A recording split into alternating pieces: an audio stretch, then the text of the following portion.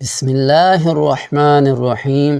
محترم ناظرین، آج میں آپ کو ایک بہت ہی اثر والا وظیفہ بتانے جا رہا ہوں۔ یہ وظیفہ سورۃ کوثر کا بہت ہی پاورفل وظیفہ ہے۔ آپ نے یہ وظیفہ صرف 3 دن کرنا ہے۔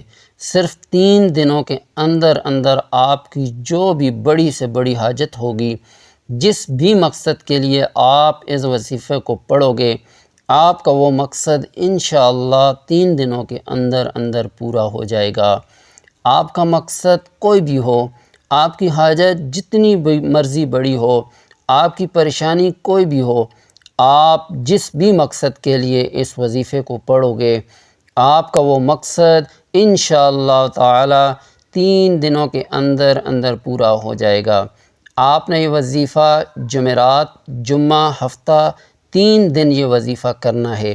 انشاءاللہ یہ وظیفہ کرنے سے آپ کی ہر جائز حاجت، آپ کی بڑی سے بڑی پریشانی ختم ہو جائے گی۔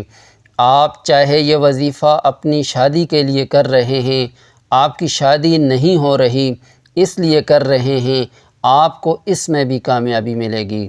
آپ بے روزگار ہیں، آپ کو کوئی کام نہیں مل رہا، آپ اس کے لیے بھی یہ وظیفہ کر سکتے ہیں۔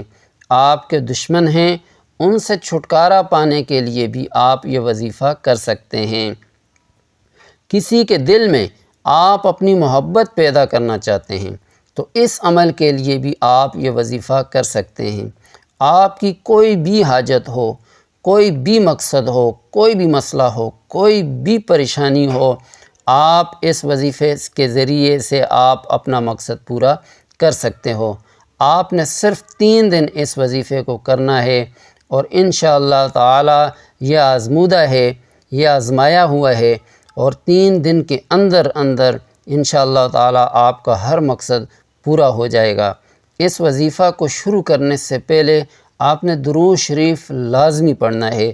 اول آخر درود شریف آپ نے لازمی پڑھنا ہے۔ آپ نے یہ وظیفہ کس طرح کرنا ہے؟ آپ نے سورۃ کوثر پڑھنی ہے۔ سورۃ کوثر قرآن پاک کی سب سے چھوٹی سورت ہے۔ یہ سورت قرآن پاک کے 30ویں پارے میں ہے۔ آپ نے جمعرات کو یہ وظیفہ کرنا ہے اور ہفتے کو یہ وظیفہ ختم کرنا ہے۔ 3 دن آپ نے یہ وظیفہ کرنا ہے۔ جمعرات کے دن آپ نے نماز فجر کے بعد اول و آخر درود شریف پڑھ لیں۔ اس کے بعد آپ 129 دفعہ سورۃ کوثر کو پڑھ لیں۔ صبح نماز فجر پڑھ کر اس وظیفے کو کریں، پھر نماز عصر پڑھ کر اس وظیفے کو کریں۔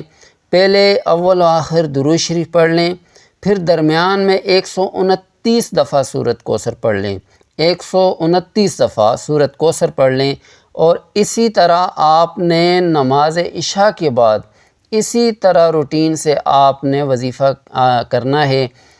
اسی طرح تینوں دن آپ نے یہ وظیفہ کرنا ہے۔ آپ کی کوئی بھی حاجت ہے، کوئی بھی مقصد ہے، اس کو ذہن میں رکھ کر آپ نے یہ وظیفہ کرنا ہے۔ وظیفہ کرتے وقت پورا دھیان آپ کا وظیفے پر ہونا چاہیے، دل میں کوئی شک نہیں لے کے آنا، پورا دھیان وظیفے پر رکھ کر آپ نے یہ وظیفہ کرنا ہے۔ انشاءاللہ اس وظیفے کو کرنے کے بعد آپ کی اللہ تعالیٰ سے مانگی ہر دعا قبول ہوگی، کیونکہ یہ قرآنی وظیفہ ہے۔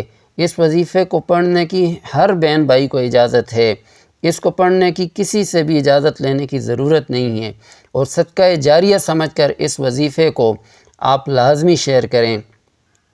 اس کے علاوہ آپ سورۃ کوثر کو نوٹ پر دم کر کے جیب میں ڈالیں، انشاءاللہ اس سے آپ کو غیب سے رزق عطا ہوگا۔